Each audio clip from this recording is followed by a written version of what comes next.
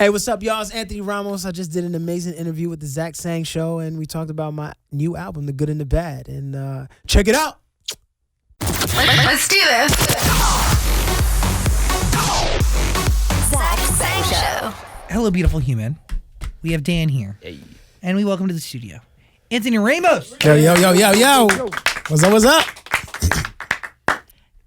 Your life right now, everything that's going on, it's amazing. From the public's perspective, it all started with Hamilton. Sure. But that's not necessarily the case. Definitely not. There's definitely a long journey leading up to that one show that obviously changed your life. Yeah. But can we sit here and agree that that one show totally transformed everything? 100%. Hamilton is the gift that keeps on giving.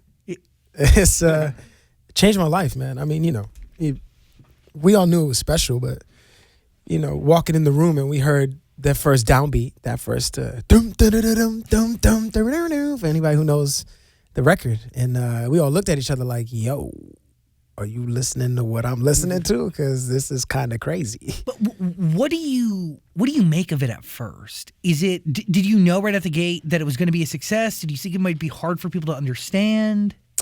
We didn't know if it was going to be a success. I mean, but I think what mattered the most is that we knew it was special. People were giving up crazy, TV contracts, to do this show that we were all making at the time, $420 a week or something like that at the Public Theater off Broadway. I mean, and these are people with families. What? Because we were like, hey, and me, I was 20 at the time, so I ain't have no family. I mean, I was like, please give me my $400 a week and my shot. Somebody. You had nothing to lose but everything to gain. Everything to gain. Nothing to lose. I already lived in a box apartment, but I was happy. I was fine. But it was, all that to say was when we were in rehearsal and we heard that music for the first time, unanimously, everybody in the room was like, yeah, no, this is different. And you can't really make anything of it. The only thing you can make of it is what you feel, right? You can barely even make anything of that. I think it's just kind of like we felt it and we were like, whoa, you got to kind of just got to go with this feeling. So people were turning down jobs and all types of things. I mean, in between off Broadway and Broadway, even in between, we did a workshop for 4 weeks before we were on Broadway, off Broadway, and it was a 6-month space time between that. And I worked at a bakery, I worked at a preschool. I was like, yo, I gotta hang on. What keeps you going? Because you didn't need to hang on. You could have gave into a normal life at that moment. Yeah. I mean, what keeps you going is, I think, I don't want to be cliche, but it's the dream, right? It's that feeling you get when something feels right? When you walk into something, and hopefully, right, that's what you guys feel like when you walk into the studio, right? Like when you do your thing and this is what you guys are good at, this is what you do, you found, right, hopefully you're calling, right? But for me, this was like, I walked up in that room and I heard that music and, I had to hang on to the music. I had to hang on to that thing that was in the music that spoke to me.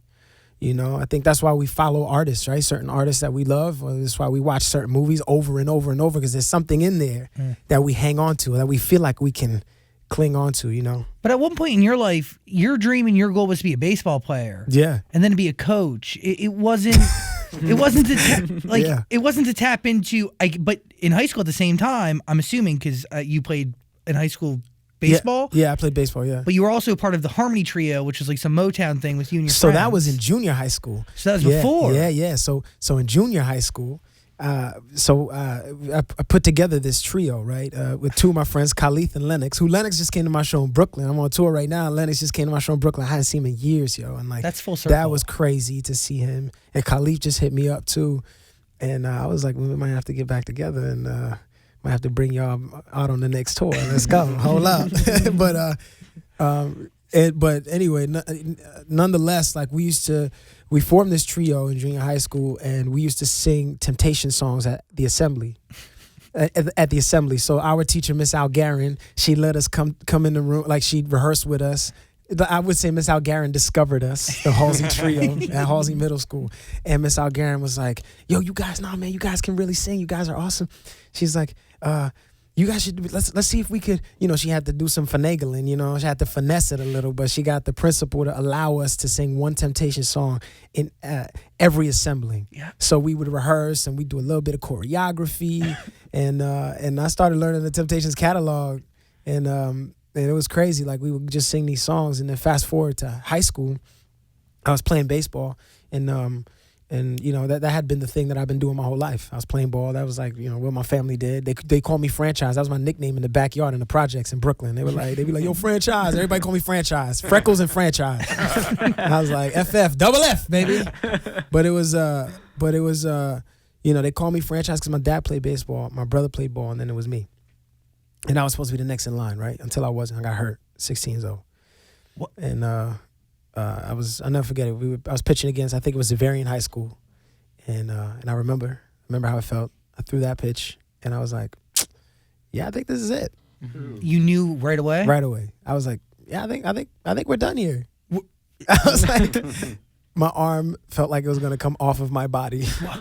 It was crazy. I'll never forget it, and I recovered. Like I came back and I played the next 2 years, but I was never the same, But my high school coach did remind me. He was like, yo, you batted like 400 in your senior year, though, bro. You had the best batting average on the team. I was like, yeah, right. I had to do something right, son. You know what I'm saying? My arm was all messed up. But as you sit here today, can you look back at your life and be like, that was all meant to happen? Or do you hate or do you feel like anger for the fact that you got hurt? No, I don't feel anger at all. I'm so happy because if I hadn't gotten hurt, I wouldn't be on the Zach Sang show. Yeah. Right? Like right, totally. Right? You think about it. Like I'm happy that all the things in my life happened to me the way they did. Because it was, even my teacher who I'm playing the El Rey tonight, and my teacher from high school, the director who like basically changed my life is here in LA with me. She flew out to come see the show. So do you turn to high school drama after your injury? So the way it happened was my junior year, because I've been singing in junior high school and I stopped. I was like, I kind of want to like sing a little bit again, get back into it, dust off the cobwebs and shit. What sparks that? I don't know, right? It's that thing that you hang on to. It's the thing I guess we talked about in the beginning, that thing that you hang on to, that you forget that you've been hanging on to because you've been trying to look for other things to hang on to that people have been telling you to hang on to, that you've been taught to hang on to, right? But that thing inside of you is still tugging on you like, yo, this whole time I've been trying to hang on to this, bro. But I had to get hurt to realize for it all to click.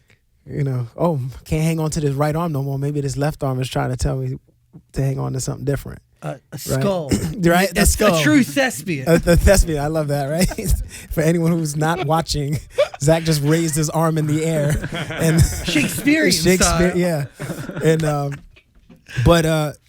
but yeah, this teacher, she mentored me, man. I mean, I auditioned for what I thought was a talent show, ended up being a musical. She's like, hey, I sang Ordinary People by John Legend. She's like, hey, can you do these lines now? And I'm like, nah, miss, I don't do that.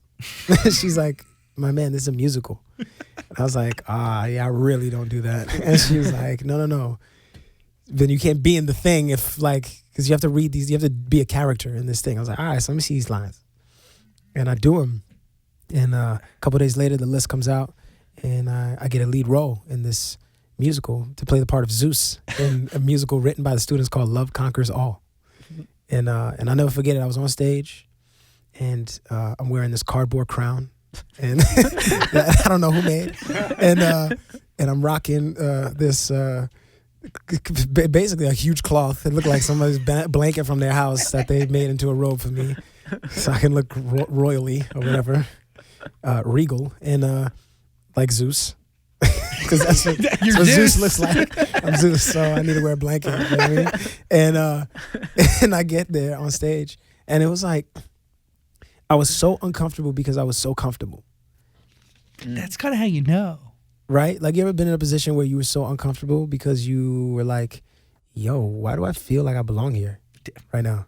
Most of my life in this room. You know what I'm saying? Yeah. And it sort of happened in that way. It happened in that way. And then fast forward, I was applying to colleges. I didn't have any school. I didn't have any schools to go to. So I started applying. I started going to camps. Right, I still keeping the baseball dream alive, and I was going to play ball. So a couple schools had offered me money to play a D3 ball. I wasn't going to make it to the majors or anything, but enough to make money, get some money to go to school, right, and become a gym teacher and hopefully coach. But again, all my applications get withdrawn from every school I applied to because I didn't give in my financial aid forms in time. I was late. FAFSA, crazy. We'll always come and get you. FAFSA will get you because let me tell you, and anybody who feels me or knows on that, them deadlines are real. And if you miss them, you missed it. Hey, beautiful human. Real quick, I want to tell you about Native. I'm pumped to tell you about Native. They're my favorite deodorant. I came across Native at Target about a year ago, and it changed my life forever. I've had overactive sweat glands. And growing up in high school, I'd actually wear 2 sweatshirts on top of each other so people couldn't see my giant sweat marks. And every week I'd go to the pharmacy looking for a new deodorant. None of it would work. And I knew that it was so bad for me. It was filled with aluminum. And then, about a year ago, I met Native. First flavor I tried, and by flavor I mean scent, was coconut vanilla. Low key, it smells so good, I kind of want to lick it, but I don't. It's everything that I could want because I know exactly what I'm putting on and in my body. It's ingredients that really, you know. Seriously, you're not going to be stuck like reading words that you don't understand. There's fewer, simpler ingredients, so you can really break down what's in your deodorant. It's worth it. If you're looking for a deodorant, plus if you try it out, you don't like it, no risk. You can return it, exchange it, whatever. If you're in the United States, do all of that for free. And I'm going to be real with you. This deodorant is a little bit on the pricier side, but there's no aluminum. It's better for your health. Aluminum has been linked to a whole bunch of health stuff. You don't want that. It's not worth your time. And it's just not good for our bodies. I'm telling you, Native is the way to go. I also use the body soap. Squeeze it. It's in a cool square box. I like it a lot. If you're into Native, try it out. Go to nativedeodorant.com. I'll give you 20% off. Just use my name as the code. Zach Sang. Nativedeodorant.com. Nativedeodorant.com. Look good, feel good, and put good stuff on you. But again, like, meant to be in a sense. Like, straight up. You weren't meant to hit those deadlines. Nope. With, like, I say this with love in my heart, like, you weren't meant to keep your arm intact. Like, it's really weird, but also, I don't know. Yeah, and it was wild. Like, I missed the deadline, and I was like, okay, well, what am I going to do now? Like 8 applications withdrawn. Wow. Crazy. And I was working hard on these. I don't even write essays. I didn't even do my homework. So I'm writing essays for these things. And like the first time for the first time, like, you got to lock in. You got to actually do the work, bro. and I'm locked in. And all these applications get withdrawn. And from SUNY schools, from CUNY schools, like, City University of New York, and then the State University of New York. And for anybody who doesn't know what SUNY and CUNY is, but the applications are gone, and now I'm like, well, what do I do? I guess, and I started to feel hopeless, and I'm like, you know what? Maybe I should just like enlist in the military. I have family in the military, and I was like, maybe that's the answer. Maybe I'll just follow suit. Maybe I'll do what a lot of my family members did. Right? They became cops or they went to the military, and they they had good lives for themselves right after. Right? They had good benefits, and but I was like, my mom kept hanging up the phone on the Navy. They were trying to call, because I had expressed interest, and they were trying to call, like, hey, we'd like to speak to Anthony Ramos. And she's like, he don't live here. Hanging up. And fast forward, Sarah, teacher, she said, hey, I got this one application for this one school that I want you to fill out in New York, musical theater school. And you need to do this. And I was like, all right, bet. Okay. And I fill out the application, or rather I started to, and then I wanted to quit. It was just too hard. Again, I just felt hopeless. I didn't want to finish the essays. My best friend from high school, Jason, is calling. He calls Sarah and says, Miss Steinwise, Anthony's crying in my room talking about he want to go to the Navy. I don't know what to say to him. Can you talk to him? She's like, put him on the phone. I get on the phone, wipe my tears. I'm like, hey, what's up? She's like, hey, man, come to my house right now. we're gonna finish these essays. We're gonna send out this application. I'm like, nah, you live far. And she's like, yo, bro. And she's like, no, get your ass here. Like, that's not how she said it, but that's how I heard it. And I was like, you know what? I bet. Get my things, wipe my tears. We walk about a mile and a half. We didn't have bus fare, so we walked about a mile and a half to her crib. And we get there. She got the table set up. We finished the essays, 2 essays. We finished them. She paid for the application because she knew I didn't have the money. And she sent it out because she knew I was irresponsible. and I auditioned for the school. I get in. She helped me with audition material. I get in. Bro, serious, like this. You want to talk about you want to talk about how life just kind of is telling you, knocking on your door until you answer. How life sometimes just knocks on the door and will not stop knocking. And I'm thankful that God and life just was like, yo. And finally, I get into the school, can't afford it. I'm so happy, but I see how much it costs. It's crazy. Sarah says, hey, I'll give your name to Jerry Seinfeld Scholarship Foundation. And they've given this scholarship out to one person at our school 5 years ago, and I recommended her. I told them your story. They want to meet you. So how'd they see my grades? She's like, yeah. Like, I don't want no secrets. I walk up in there, sitting across from Kate Fenneman, this woman who's a good friend of mine now, and I tell her my story. She's crying. I'm crying. I'm like, I gotta go. And then I think a couple of days later, maybe if not a day later, school's calling me for a loan. I'm like, hey, can you give me one more day? I didn't know what I was gonna do with a day. You know what I'm saying? Like, what was I gonna like 10 grand or what something? was I gonna do in a day, bro? Rob a bank or 2. Yo, I was thinking about it. I was plotting. I had my ski mask ready. I was like, yo, you know what? We gotta get it popping. I gotta call the goons. You know, make this shit happen. Sometimes you gotta ruffle the feathers a little bit to make the dreams happen. But I was like, hold up, wait. If I ruffle any feathers, let me have some faith, right? And a couple hours later, I get a call. Hey, after I hang up with the school about the one more day, can you give me one more day? Kate calls. Hey, we don't usually give the scholarship out to people with your grades, but we'd like to pay for your school for all 4 years. And my life was people say, oh yeah, Hamilton popped it off. But I said that phone call popped it off. That was when my life popped off. Teachers, changed your life completely. From middle school to high school. I mean, without those 2 teachers, like... Yeah, more teachers. Jason Jacobs, who was my counselor in high school, who just texted me. He's like, Brad, let's go. Let's go on a trip for Christmas. We out. You know, he trying to get lit. We adults now, so it's like getting lit with my counselor is kind of crazy, but it'd be like that, right? And we're bonding in a new way. And then, my Shakespeare teacher, Miss H, I didn't even have good enough grades to be in an honors class, but she was like, yo, you're a good actor. You need to learn Shakespeare, so I'm going to put you in this class. We're not going to tell anybody.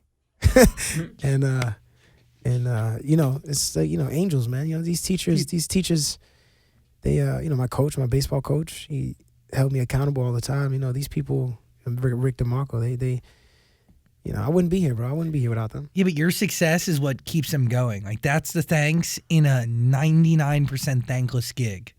Truthfully, it's really remarkable. Let's dive in, because your album is spectacular. Thanks, brother. The Good and the Bad. Yeah. It's about everything I just talked to you about. Yeah. Literally. Kind of thought that. If anyone reads the lyric, like, I encourage you, if you're listening to this right now, just read the lyrics to The Good and the Bad, and it's almost verbatim what I just explained to you. But every single record off this album is such a vivid story. I feel like I'm like on your shoulder experiencing what you're experiencing. Wow. That's the greatest compliment you could ever give. That the lyrical content matched with the production and the live instruments is just, I haven't heard music like this in a fucking while. I'm so happy it exists. Come on. That's awesome. I mean, this album is your life. And I've read quotes where you've said things about like writing from a place of a character or whatever, but this has to be you. Character's me. Oh yeah. No, I say it in the show all the time. I tell the audience, like when they come to the show, I say, so this character in our story, and I say, feel free, everyone. When I say the character in our story, I'm going to point to myself, and you can say, you. Because this character's me. And so I say, all right, everybody, so the character in our story, point to myself, and then everybody's like, you! And I'm like, yes, me. This guy, is now, takes this journey, he leaves home, and these are all true stories, things that happened to me that became this narrative. All small, all true stories in 3 minutes or whatever, two and a half to 3-4 minutes songs. that became this narrative about this character, again, me, right? And who thought he needed to leave home to figure out who he wanted to be in life, and realized that all the answers, he goes through the good and the bad in between. He goes on this journey and writes his love letter to his family in Dear Diary in the first song, like, I love you, hey there mama, can you tell me how you been? I know I said I'll be back in 2 months and I've been gone ever since, And then Pops in the second verse, hey there Papa, I wish I knew where you been. We talked 2 months ago and I ain't heard from you since, But the recurring theme is, it don't matter where life leads me, because if you call and say that you need me, no matter whether we're in a bad relationship or a good relationship, if you call and say that you need me, I'll be coming home. But I gotta go on this journey to figure out who I am, figure out who Ant is. And he goes through the good and the bad. He goes to the industry party in Auntie Basement. Then in One More Hour, he has a long night, which these are all things, like, I went to a fancy industry party and and it was great, but and my agent was like, this is going to be the best party of your life. And I was like, I bet. I mean, okay. I get to the party, it was fly, but it wasn't the best party of my life. Like, I start thinking, I'm like, where were some of the best parties? Oh, in my mom's living room, my auntie's basement, right? And then I go 1 More Hour is about the first night my fiance and I kissed. And, this, in our story, the character, me again, right, meets this person at this party. But in my life, there was 1 More Hour. It was like, yo, you so fly. I wish we had 1 more hour in this night, but every place is closed right now. It's 5 a.m. and the sun's coming up. So the birds, you hear on the album, the birds start coming up at the end of the song. The birds are chirping at the end of the record because they take us into Isabela, which is my favorite, one of my favorite towns in Puerto Rico. So if you're thinking about it as a movie, right, the camera pans up and the sun's coming up and we see these birds in the tree, and we in New York, but now we pan down and now we're in Puerto Rico on this beach, on this island. And then you hear the guitars, right, for Isabela. And then they go on and making passionate love and mind over matter. The song's about actually making love to somebody you actually love, right? I'll say, because we hear a lot of songs about people just having one night stands, but I'm like, that's not my life, yo. And that's not the lives of, like, many people living on the earth. You got like, that. People are like just trying to make it, yo. Like, oh. Yes. Ain't nobody, there's no cheeks clapping, and nobody's throwing ones in the air every night. And if you are, I mean, God bless. I don't know how you keep it up, but do your thing. Like, you got that good, saved. Deep like a therapist, all in my hair while I'm licking your areas. Right. Give me them feels, like that strong sativa. Right.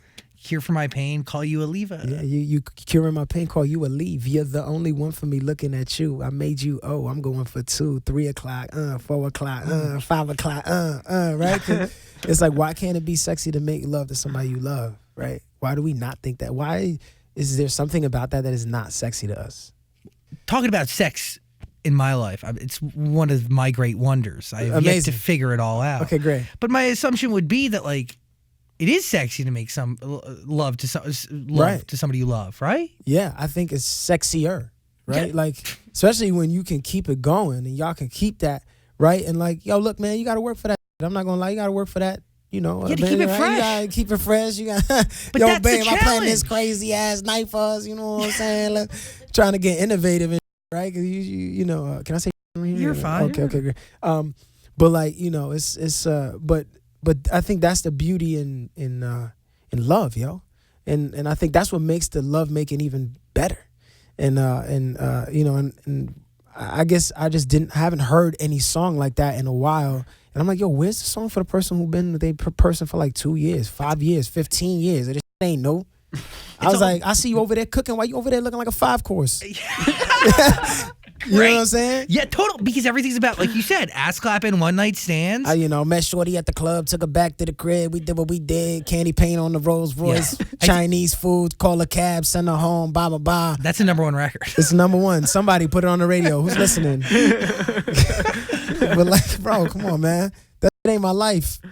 I was like, you know what? I'm going to take a chance. I'm going to write about that. I know. I don't even drive. I don't have a Rolls Royce. None of this is true for me. Like, none of that. But so is it how do you view this album? Like, do you view it as a documentation of your life? Do you view it as like this, obviously it's a piece of art to you. Yeah. But like, is it a diary? Is it the movie of this chapter of your life?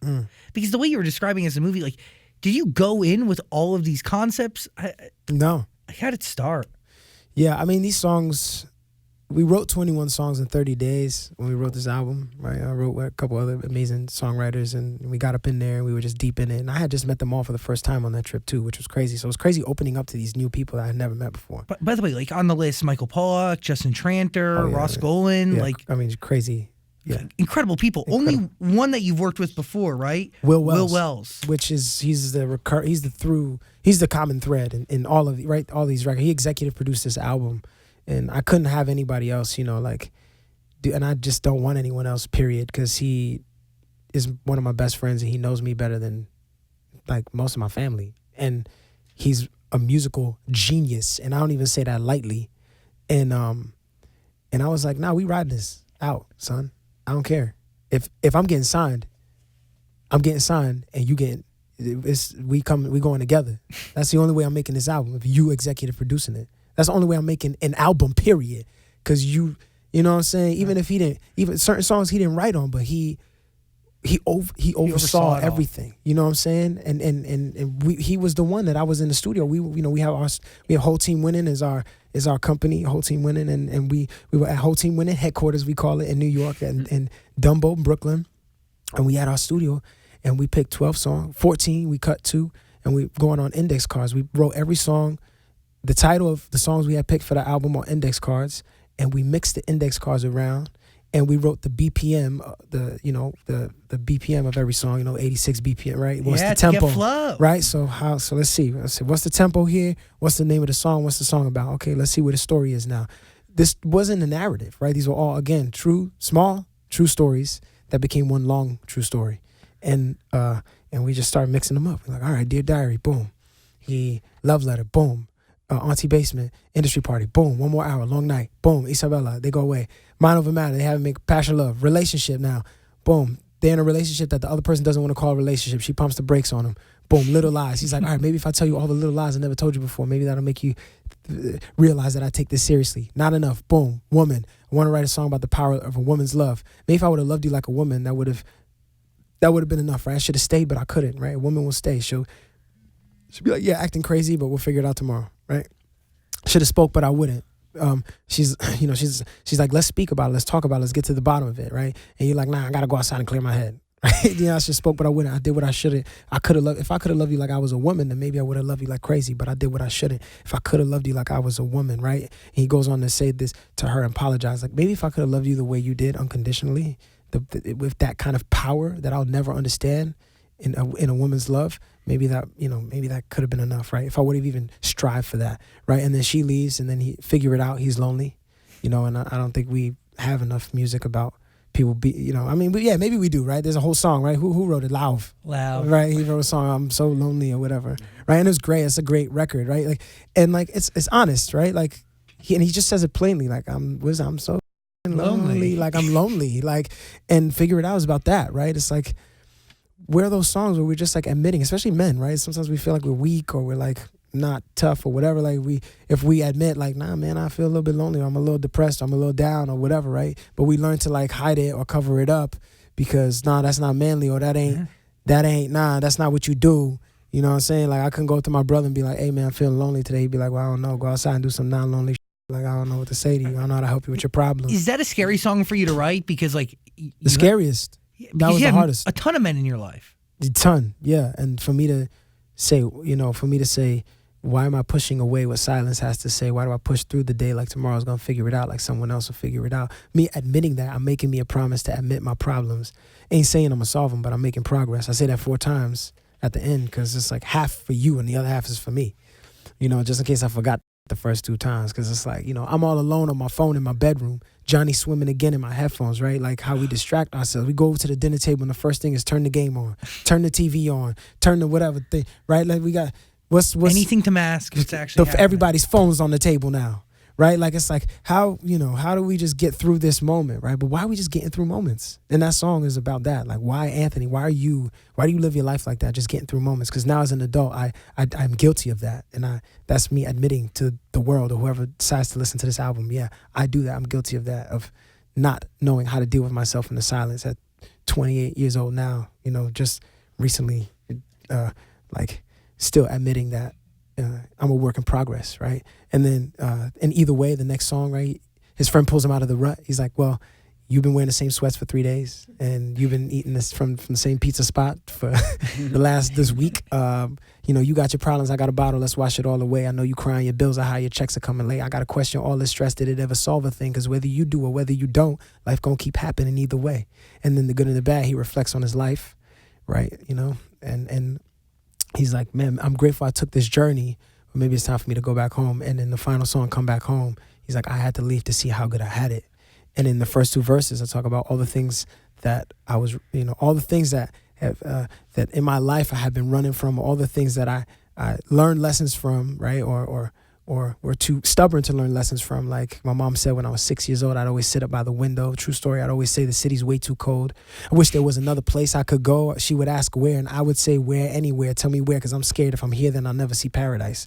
I just want to see paradise. Like a 6-year-old me couldn't tell my mom, yo, Ma, there's dreams to be had. There's things for us to see. There's a world for us to see. I couldn't say that because I was 6. So all I could say was, I'd be like, I don't want to be here anymore. I genuinely sit by the window and be like, I don't want to be here. She'd be like, ha, ha, ha, Papa, where do you want to be? And I'd be like, I don't know, right? But, then I talk about my exes, but then at the end of the song, I'm like, what are all the things that what are all the things that make me who I am? And who are the people, right? And what are the things? Like, nothing's better than my mama's rice and beans, or the sound of people yelling on the streets, the lights when I land at JFK, the cold wind when it hits me in my face, all the things I've been running from my whole life. I only feel the ground under my feet when Jazzy's standing right there next to me, my fiance, right? Those are things that make me feel at home, and that's the only paradise I know. So I had to leave to see how good I have it. And then the album ends with the melody of Dear Diary. It don't matter where life leads me. If you call and say that you need me, I'll be coming home. I'll be coming home. But just on the piano, followed by, my mom's voicemail followed by that melody that ends the album. Why was that voicemail vital? I don't know. It was crazy. I was just looking through my phone. I was like, yo, how do we end this album? I don't know how to end this album. And I'm just like looking through. I was like, I always wanted to put a voicemail on an album because I love voicemails on albums, yo. Like, it sets but it really sets the tone. Yeah. You can see it. Yeah, I just love when you hear voice memos or anything recorded from someone else, from another person, right? Even the ones like, call me back. You ain't called me in 5 days. And I've been trying to call your ass and you ain't hitting me back. You better not be with no other, that kind of, right? Like, we love those things. Those things feel real, right? Frank Ocean did it, right? Like, I think Black did it on his album, right? These people, these artists do this shit on their albums, and I love it, at least. And I was like, I need a voicemail. And Mom's voicemail was like, Antonio, Mami, God bless you. How are you? Where are you? Are you still at work? Anyway, call me when you get this message. God bless you. Love you.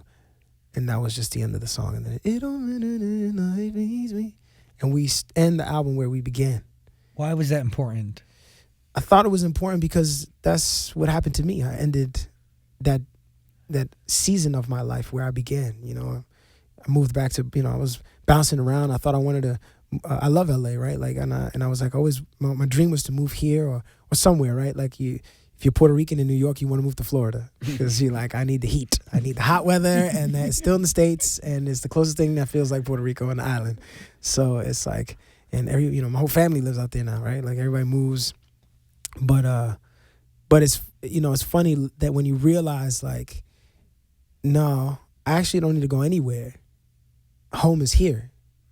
It's okay. I'll get a warmer coat, and it's all right. Like, if I want to move to a different neighborhood, I can move to a different neighborhood. I can make a life wherever I want it right here at home. I don't have to run away. I don't have to go anywhere to do that. And if I can do that here, I can make myself at home anywhere else. You know what I'm saying? Yeah.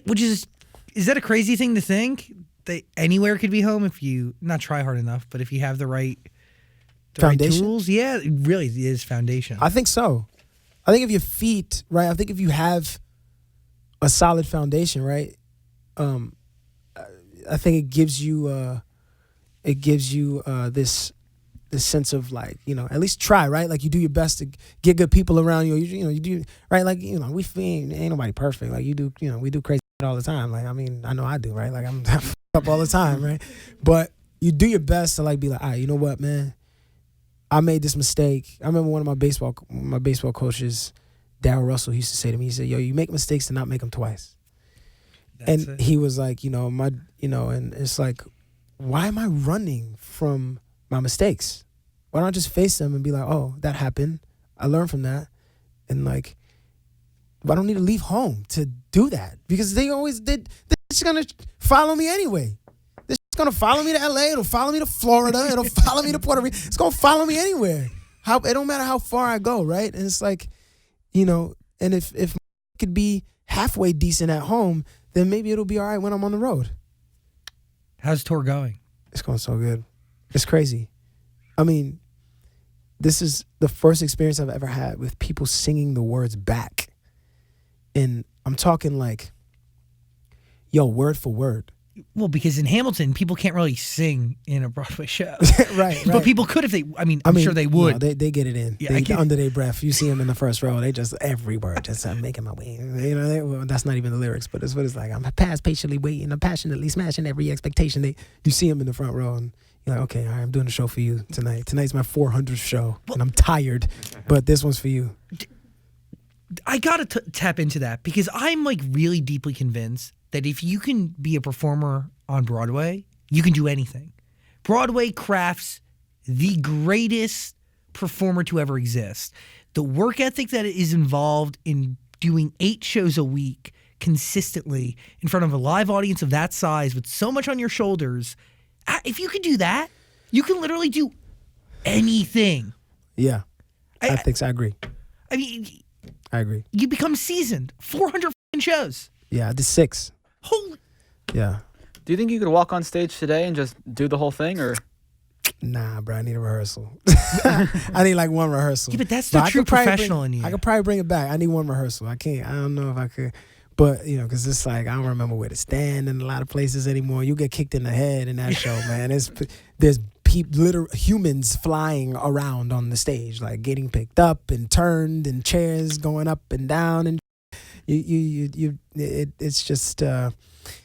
I need 2 rehearsals actually, two. So if I go back in, Lynn and Tommy and the rest of the team, Andy and Lack, I need 2 rehearsals and we're good to go, and we'll be all right. But yeah, but it's all there. It's all I did it so much that, you know, it's so ingrained in my body and in my mind, that show, you know. So, but I don't know if I could do it. Is it because it's just so the same? It's not new? It's not something different? Yeah, I mean, you do it so much that it's muscle memory. I mean, it's like, you know, you sing a song enough times, you can learn the runs, you know, in the song. Like, you can learn all the little intricacies of the song. Those, you know, you learn those harmonies, or you learn those ad-libs that people hope that, you know, when you write a song, you give people enough space to also create their own ad-libs, right? You learned mine, now here's the space in the song where you make your own. And you learn the song so much that you start to make your own. So that was a lot like that part and a lot like that show. Like, you start to figure out, okay, I know the steps, I know where I'm supposed to stand, I know what I'm supposed to say. How do I make this my own now, right? And it's anything with any show, right? Like, okay, now I know my songs, I know what I'm going to say, like I know what I'm going to sing. So now, what do I talk about? Okay, once I find out what I talk about, where can I leave space for the audience to talk to me? Where can I leave, where's there room now to explore? Because now, yeah, this show can become the same too, right? It's not the same because I'm in a different city every day, right? And I'm up there, but you start to break in a routine. One, for your mind, because you're like, I need to have some kind of routine, you know what I'm saying? Totally. But at the same time, it's different every night. Because the more you do it, the more spaces you find. Oh, there's a space there. I can do something new there. You get comfortable. Yeah. Okay. Let's put a bass solo there. Let's you know what? Let's keep the music going for another 16 bars right there. You start to find things, right? Which is nice about being on tour that you can't do on Broadway. Because once the is the way it is, that's the way it is, and you gotta make that new for yourself. So, well, you have a trillion other things that are factored into every movement that you make, 1,000 different cues. Like, there's no flexibility. On Broadway, right? No flexibility, man. I was about to be like, yeah, for sure. I was like, nah, you know. But even down to like what you're saying, like where you stand, like you can't stand one step to the left. No, you get kicked in the head. Yeah, but now that it's your show, you can stop the music and just sit there and talk to people if you want. Just talk, yeah. You have no rules. I got a couple rules. Who is setting these rules? Me, man. Hey, guy, you got. I ain't saying it's really no rule. It's like you rehearse, right? Yeah. So those are quote unquote where you set the rules, right? Okay, here we'll play this song. Here's where we'll play this song, right? The order, right? I'll probably say this in between here, right? I start setting the guidelines, and then okay, we set that, so now there are no rules. Now we can do whatever we want. This is a show. Let's do whatever we want. And if somebody's feeling something, somebody want to shout something out, let it out. Let it out. You want to dance? Dance. You want to cry? Cry. If we need to stop the music, let's stop it. Right? Because, this is a live show, man. I'm here with you. I'm here to connect with you. You could listen to the record. You could do your thing, right? Like you could listen to the record all day long. But this is my time with you to get to know you and for you to get to know me. So let's take this time until they kick our asses out of this venue. Right? Like let's get to know each other and let's connect. Because I don't know when's the next time I'll be back here. I don't know when's the next time I'll meet you. So let's go. What did you learn from starring in Hamilton that you've put into your own music? I learned that never stop thinking about how you can make a song better until you have given it over to the last moment. Right? Like, and I don't like to hold on to things for too long, right? But I do like to think about, I was giving notes to the bitter end. Like some of these producers were like, yo, I've never worked with an artist that give notes like this. I was like, yo, I'm so sorry, but totally not sorry. Like, yo, like I know we can make it better if we do this. Let's please do this. Let's fix this. Let's add that. Let's add the bass. Like there's a song I have on the album called Relationship that was the first song that we wrote in the writing of the album, and it was the last song that we finished. What? And conceptually, you listen to it, and it sounds like a simple song that should have been done quick, but it wasn't, because I was so specific about a drum part that happens. Tell me how this ain't no relationship. Ha, ha, I just want to be the one you end up with. So that kraka came every 4 bars. I said I want it every 8 now. And I've made that decision way later on. So the producer had to go back and reprogram that. Why? Because I was like, the song needs more space. The song needs space. And I said, there's that ad-lib there. Let that ad-lib live there. And it's so small, but what's so funny and what's so gratifying was that the musical supervisor, Alex Lackamore, who's a music connoisseur, Alex Lackamore from Hamilton, calls me and is like, yo, Aunt, I loved all the little things, bro. There's so many little nuggets in there, especially in relationship. The ha, ha, ha. You didn't add any extra in there. It was just like nothing that wasn't needed. And that was like the moment where I was like, yes. That reason why I said take that out after every 4 bars and only put it in after every 8 was for Alex Lackamore telling me right now on the phone, and I love that That's the validation. That's the music when a musical genius like that tells you, yo, I love the nuggets like that. It makes you realize that, thinking about everything, right? And sometimes you got to let it go eventually. Eventually, you let it go. And you're like, no, here, right, you have it. We're not doing anything else to the song. That's it. You come up with new ideas later on. You could have done it, whatever. But I love to think about everything until we run out of time. Yeah. I don't know if that answered the question. I think it did. I think it's attention to detail. That's what you learned. Oh, yeah. Attention to detail. Because Alex is like that, and so is Lin. Well, I was going to say, does that mean they were changing the script in all Hamilton? The time. Oh, really? All the time. To stay relevant?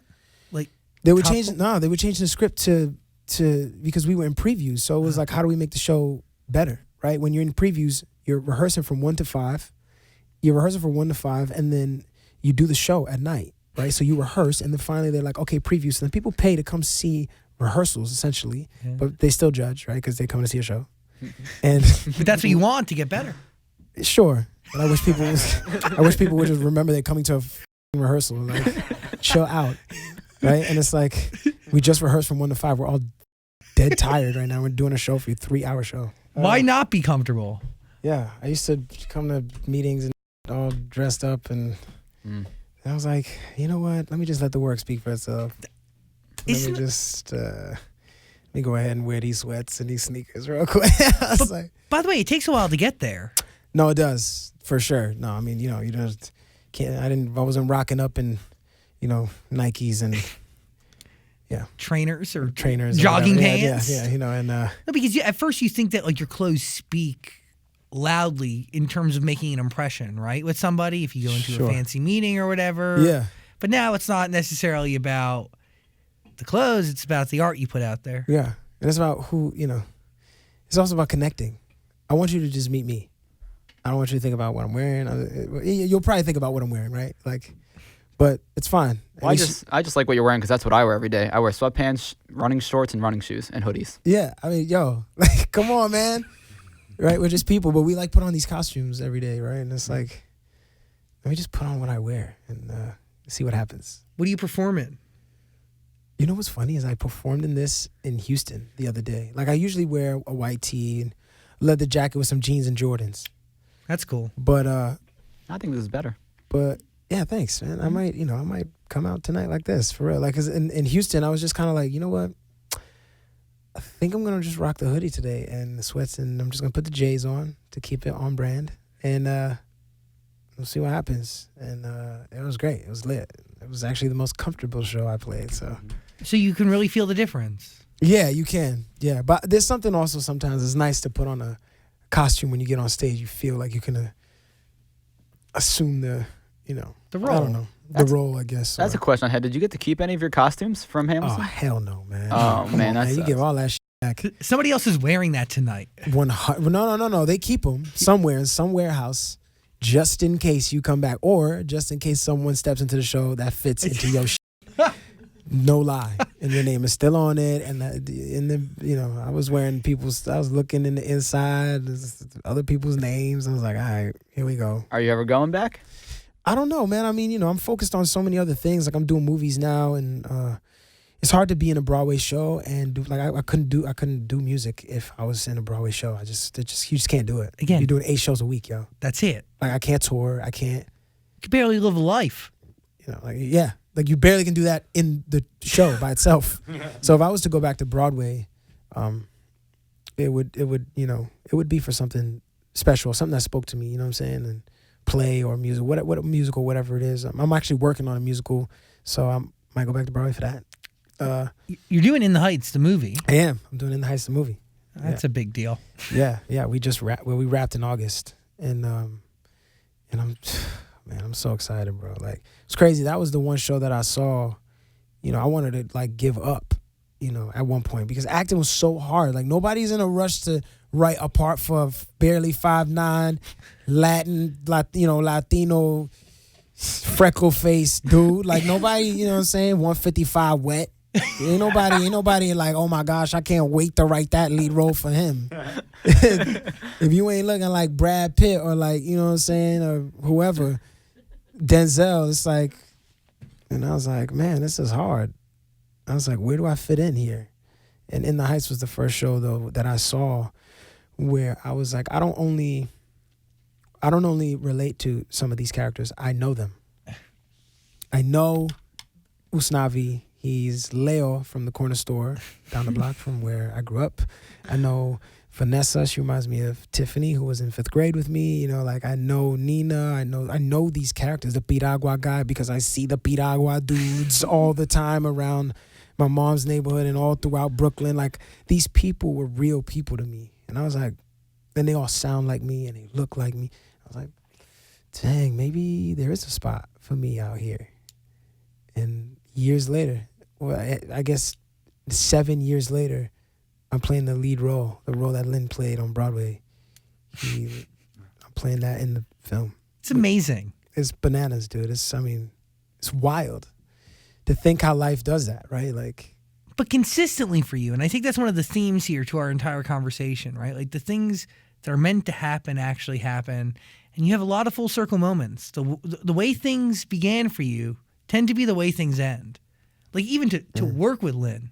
wow. Yeah, Like you would have thought that would have been enough. Like in there, that's a full circle moment. for sure. But Yeah, but now we're like on our 4th thing together. Like, to be in a show that proved to you that you could do this too, It's wild. Do you feel like you have a responsibility to tell other people that look like you and that come from the places that you've come from that they can do it as well? I think the only responsibility I have is to tell my story as honestly as possible. Because then, maybe someone who looks like me or sounds like me or came from, right? And they don't necessarily have to look like me or sound like me. But if someone relates to something I've been through, they could be white, black, Hispanic, Asian. They could be from wherever they are in the world. Doesn't matter. Right? Like, we're all connected in some way. And I think we think for whatever reason that we're not, because we come from here or we come from there.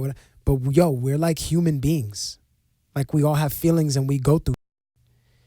So I think, and I'm like, if I could just tell my story as honestly as possible, maybe that'll not only give kids who look like me and sound like me and come from where I came from hope that they could achieve their dreams, but maybe some kid from some small town in some city that I've never been to before, or maybe some kid in India or some right, like somebody who's taken something that I said that hopefully makes them feel like somebody feels them. That's the power of music and the power of genuine honesty, like not fabricated anything. Being able to share your true self and be transparent and open and not shy away from what was, but embrace it and share it. And it's kind of rare, man. The combination of the two, I think, is pretty rare these days. Yeah, but I love that's the beauty. Again, it's like that's what you said. Music is so powerful like that. There's so much of that other shit all over the radio and all over and I'm like, I could do that, but I just can't. I'm like, I was like, there's so much of that, and I'm like, you know what? Like, if that's what makes money, then I live like, I don't care. It's like, look, if I paid my rent on the first of the month, and you're good. I got some dough in my look, I got a little bit in the savings. I'm chilling. You know what I'm saying? Like, because if I can make music that I love, that's worth more to me than any of the other shit, to me at least, and I don't care. You call me cliche or whatever it is, right? But it's like, this is real for me, and this is an opportunity for me to tell my story, and I feel like I'd be wasting my opportunity if I didn't. Do you learn anything new about yourself from telling your story and looking at yourself like a character? Yeah. A lot. I learned, it really gave me a clear picture of how much I was running from my whole life. Because I really when you put some shit on the paper, it's right in front of you. It's tangible. It's like, tangible. Yeah. You reading back your lyrics and you're like, damn, I was going through that. I'm still going through that. Like, Figure It Out is a song that I'm still working through. Right? Like, Come Back Home, these songs are things that some of the stuff I'm still going through, and some of the stuff I've gotten over, right? But this album reminds me of who I was and who I want to be, and I forever have that to look back on. Because if at any moment I forget about who I am, you got an album. I got a fucking album to remind me. Have you thought about the story you're going to tell in the next album yet? I have. And you want to hear about it? Yeah. Should I tell it? I don't know. It's an idea. This might not make I'm not gonna go out on a limb and be like, this is for sure this album number 2 concept. But this is what I've been thinking about. I'm thinking about the neighborhood I grew up in Bushwick in Brooklyn was divided by it was divided after Halsey Street, and we called it the dark side and the light side. And it was only because there were less street lights on one side of the neighborhood. So it actually got darker on one side. Once you got past a certain point in the neighborhood, the streets were darker. I went to school on the dark side and I lived on the light side. And I said, what if I came up with an album like about that? Dark and light. Right? And I said all the dark shit I wanted to say. And then I said all the light. But then I combat it with all with the part of me that fights against that every day, right? Or the part of me, that light part of me that is like, it's that good and evil thing, right? It's like here's this is the part of me that actually, right? Because every one of us, we the reason why we love those songs with people with shorties clapping, with the strip in the strip club, and I'm like, look, make your money. Everybody's gotta do their thing, right? And it's yes, do your thing, make that dough. Everybody's gotta make a living, right? And ain't nothing against nobody working anywhere, right? But this fantasy sometimes that we make out to be, or life out to be, or that we sing about, or that we strive to have, right? All this money and this power, and I'm like, we all have those two characters inside of us, all of us, and we have to make a daily decision every single day to fight against that character that we know is giving us is telling us the wrong thing, or telling us to do is trying to convince us to make the wrong choice for our lives. So I'm playing with that, but hopefully nobody steals it. But now that it's on the Zach Sang show, but by the way, first of all, now I'm thinking to myself, like, it is an internal battle, right? Like, the bad stuff and you fight to keep it away, but sometimes like it's the balance of the good and the bad that gets you through the day. That's like the Lion King. Yeah. Yeah. Yeah. You would connect this to the Lion. Yeah. It's true. For real. You know? That's kind of crazy. You connected it to the Lion King. Well, Simba was told, whatever the light touches is yours, and Simba wanted to go see what's on the dark side. He really did, and he found out. Yeah, bad news. But sometimes you got to go there. Sometimes you have to, right, to figure out, like, oh, and those thoughts are still inside of you. That fire is hot. Yeah. It's actually a real flame. You got to poke it. What are you thinking? Now, the one other thing I wanted to ask was, like, you're very captivating in everything you do, whether it's just sitting here telling a story or on stage or writing songs. Like, was that something you had to learn, or did that just come naturally? Wow. Well, thanks. That's a very kind thing to say. I'm just saying, like, I think we've all been very interested in what you're saying. The stories are great. There's a lot of times we're sitting here, I'm, like, kicking myself to stay awake, and I'm like, oh, my God. But, like, it's just very interesting. Thanks, man. Well, thank you. I'm glad you're not kicking yourself to stay awake. Just being honest here. Dan approved. Real, yeah. No, thank you. Thank you so much, man. But yeah, I don't know, man. I think, my dad was always a good storyteller. Maybe I got it from him. And you just, life has just been so full. I know I'm 28. I'm not like old and but like there's just so much life has happened to me, and a lot of sitting back and receiving information has happened to me, and so I get excited when I have a chance to share the information I've received with people, and strangers especially. Like, hey, nice to meet you. Here's some that I found out yesterday, or here's some that has happened to me in the last 5 years that you might be interested in. I don't know, but I'm going to take a chance and tell you about this thing that has happened. That was kind of interesting to me. And the storytelling thing, I'm around theater people all the time, and you kind of just pick, and I love stand-up comedy. I think that's one of my favorite things to watch. I was going to say, enough to ever do it? I don't know if I ever do it. Maybe I might do one special just to see if I bomb, then I bomb. But I always have that special that I bombed in, and right, like, right? Who cares? Like, I mean, whatever, right? It's the same. I'm making an album. Who's gonna listen? Anybody gonna listen? Let me roll the dice here. 7 and 11. Throw the shit up. I'm like, here we go. Let's try. Like, I don't know, man. You never know with any of this. But you got to throw it up and see if it sticks. You know. But at least, like, even if I did stand up, I wouldn't talk about no shit that I don't know. I'd talk about how crazy I went through in my life, growing up in the projects and drugs and alcohol in my family, and how, that can be dark, but there's a lot of funny that happens. It's like the guy who, it's sad that there's the dude leaning on the train, but it's really funny that he's leaning and still my man's half of his body is almost on the ground, but his legs are firmly on the ground. Like, anyone who's been on the train in New York on the subway knows what I'm talking about. Even in the street in LA, like, and isn't that a metaphor for life? Yeah.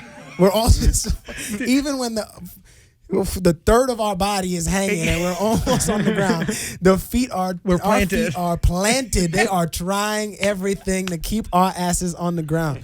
So so true. Like, you know what I'm saying?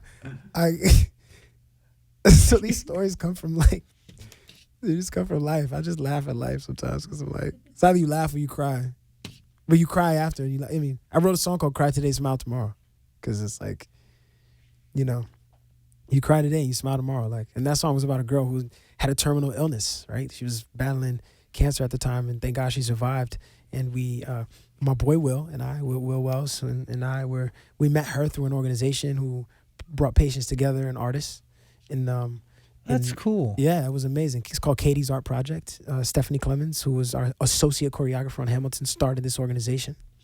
And she brought us together with this girl named Darielle. We wrote this song called Cry Today, Smile Tomorrow because, you know, I was asking Darielle these hard questions. And I said, at any point you could tell me to, like, back off. And she's like, nah, you can ask me whatever you want.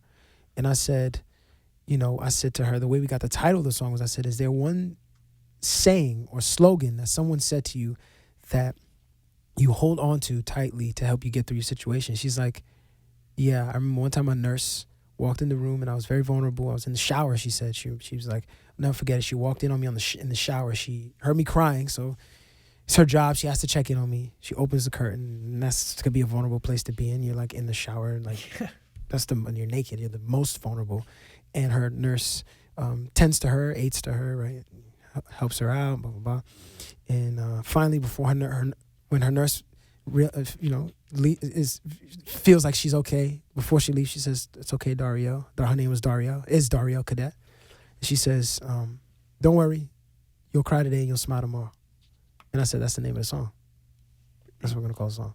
Taking on a project like that must change your perspective on life in a sense, right? Because that's a big one. That was huge. Huge, man. People are getting them lyrics tattooed to their body, which is crazy. I met this woman the other day. She was like hanging out like with my brother and a few of his friends. And I guess she had heard the song before she had come to the show in Miami. And I see her after the show. She said, hey, look what I just got tattooed to my wrist. And then one wrist said cry today and the other one said smile tomorrow. And I was like, and then one of my boys hit me on Instagram because people started posting tattoos they're getting of the lyrics of the album, Good and the Bad, in my handwriting. And they're like, he was like, bruh, you know you speak it to the soul when people getting tattooed to their bodies. It's true. And I was like, dang. But, you know, that writing that song was big for, you know.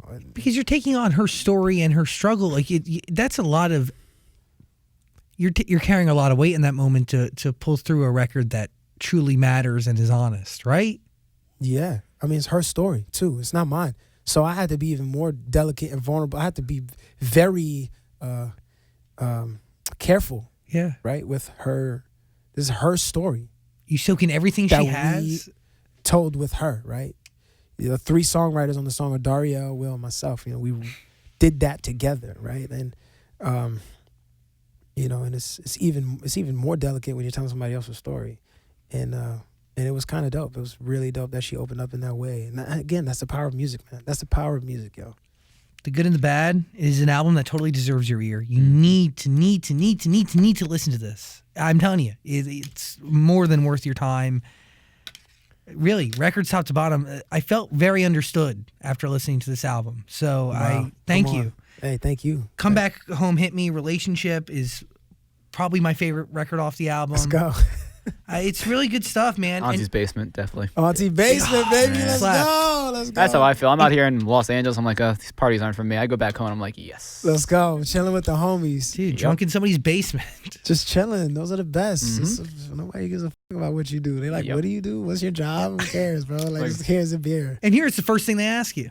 What do you do? I mean, if you listen to Auntie Basement closely, in the song at the beginning is, hey, Mike, this is my friend Joey. Joey, this is Mike. Mike, this is Joey. What have you been up to? What have you been working on?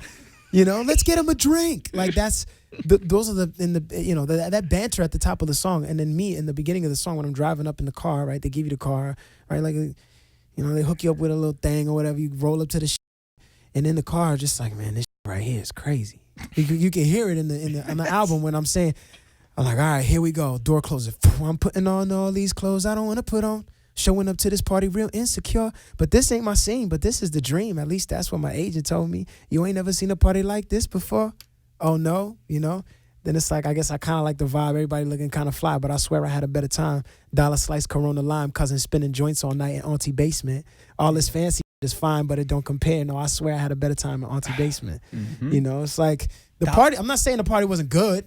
It's not just- Angie's basement. It's not Auntie Basement. You know what I'm saying? It ain't like partying with people who you love in the place that's most familiar to you. To the dollar slice. To the dollar slice, Hey, baby. Anybody who knows what I'm talking about. It's good. I mean, it's not good for your stomach, but It's good. it's good in the moment. And better for your bank account. Yes. Anthony Ramos, everybody. Hey. Thank you. Love, man. Thank you for the energy and time. Thanks for having me. Hey, beautiful human. Thanks for watching our full interview, but I get it. Like, a full interview is a lot. So we got a clips channel. We don't expect you to watch the full thing anymore, so we just gave you the highlights. Please subscribe and notifications and all that stuff. Okay, cool. I love you.